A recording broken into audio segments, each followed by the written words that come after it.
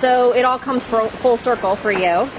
Fans might not remember that you were offered this fight in early 2008, right? That's right. You were supposed to fight Antonio Rodrigo Nogueira, but you didn't turn down him because he wasn't an appropriate opponent. It had nothing to do with Antonio. It had everything to do with the contract dispute and issues with the UFC at the time. So it just didn't make sense then.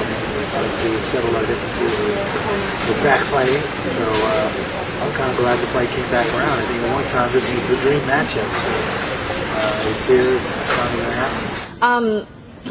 How much do you put into the talks that he had a staph infection for his fight with Frank Mir? Because a lot of people say he just didn't look the same against Frank Mir. You've actually fought with a staph infection before against Mike Van Arsdale a couple of years ago. How much stock do you put in that in his performance? You know, I've heard staph infection. I've heard back injury. I don't really know. I can't factor any of that into my preparation.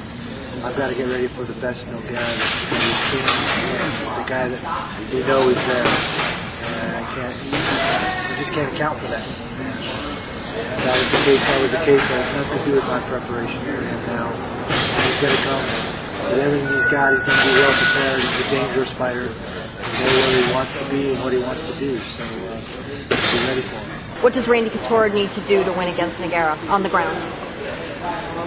There's a lot of keys to success is not hovering, focus more on pinning, take Nogueira's legs out of the fight, which is a whole nother concept.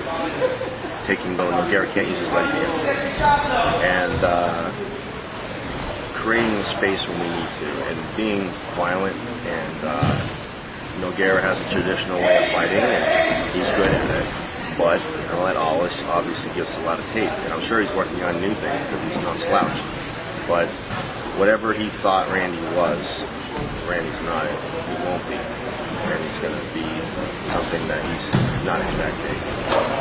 And I'm going to be pretty proud of that when that happens. But I feel as though that Nogueira has to catch him. Randy can win the fight more ways. So in terms of looking at fight tape, because that's something you definitely put into your preparation, would you avoid the Frank Mir fight, or would you still look at it for clues? I think technically there's still some things there. You know, he fell into some combinations. Obviously, Mir's a left-hander. That might have been something to do with it. Who knows? But he still got hit with some shots. We go back to the Crazy Horse fight. He got dropped in that fight as well. So, you know, there's some things there that you know, are telling, that have nothing to do with has he slowed down, has he been in too many battles, or any of the other nonsense that people are saying. I can't account for any of that. I've got to be ready for him to come with his A game. Right. How does it feel to fight, obviously, in Portland, which is somewhat of a homecoming for you? You're from Washington originally, but you lived much of your life in Oregon. You taught at Oregon State. Yeah, it's very exciting to have the first UFC in the Northwest and in Portland, and to be the main event for that show. And everybody, my family, all my friends, everybody's going to be there, and I hope we blow the roof off that place.